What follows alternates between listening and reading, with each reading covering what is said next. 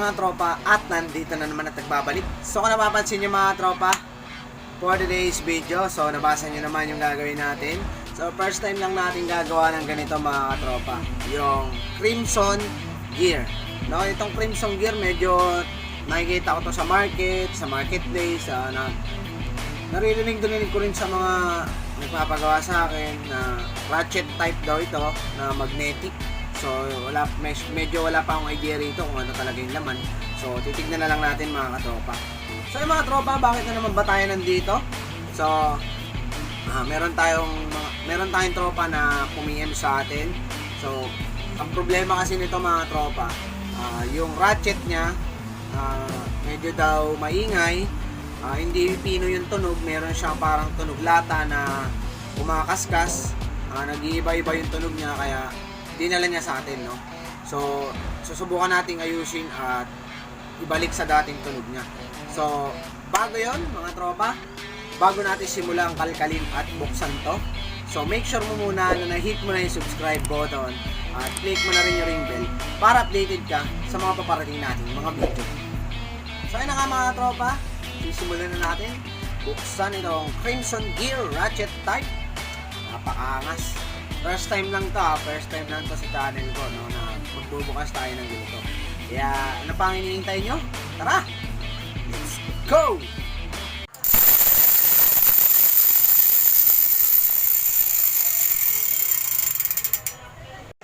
Sa mga tropa, ito na yung Crimson Gear na ratchet type, no? Napakaangas mga tropa.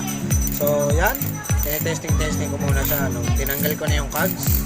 So yan, bali ito na siya mga katropa, yung pinaka washer at yung pinaka ratchet. Itik siya mga tropa, no? So yan, tignan nyo na lang kung anong gagawin natin para hindi na kayo malito, no? Crimson Gear Ratchet Type. Panoorin nyo na lang mga tropa.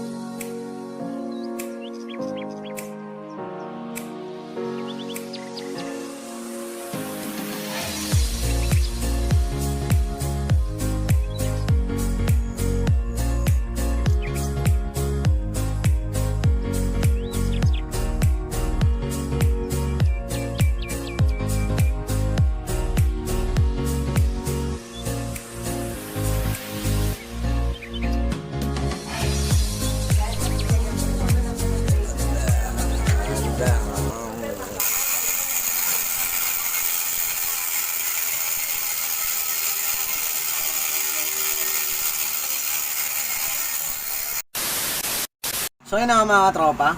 Kung napansin nyo doon, hindi naman siya masyadong mahirap gawin. Hindi naman siya ganun ano, yung kumbaga pag kinalas mo hindi siya ganun kahirap, no? Dahil napakadali niya lang, hindi katulad ng mga ibang hub dyan na marami pang tatanggalin bago makuha yung free hub. Sa kanya, tatanggalin mo lang yung cap, napakaangas. Tsaka hindi na ano, kumbaga nakita nyo naman yung ginawa natin, no? Dinagdagan ko lang siya ng spring para kasi yung magnetic nun medyo hindi na siya lumidikit, hindi na siya masyado madikit, kaya dinagdagan natin ng spring. Kaya naging magnetic spring na yun, hindi na siya magnetic lang, no? Dinagdagan ko siya ng spring, napakaangas. Pero yung spring na yun mga tropa, hindi siya ganun katigas, malambot lang yun. Medyo papalo lang talaga siya ng napakaganda. So ayun, natapos natin at na-perfect na natin siya. So hanggang dito na lang mga tropa. Bago natin tapusin to, syempre mag-shoutout muna tayo. Shoutout nga pala kay Vince Gabriel Isureta. So shoutout sa inyo tropa. Shoutout din kay John Paul, kay John Christoph Galaban. Yun lang.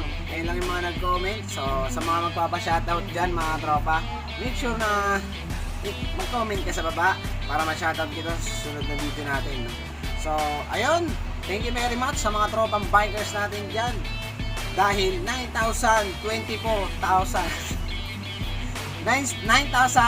na tayo mga katropa. Napakaangas, no?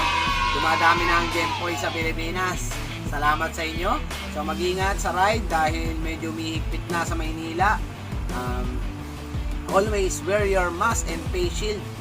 So, yun. Bali, hanggang dito na lang mga katropa. Tunog Mayaman Nation, abadsantos. God first. Paalam.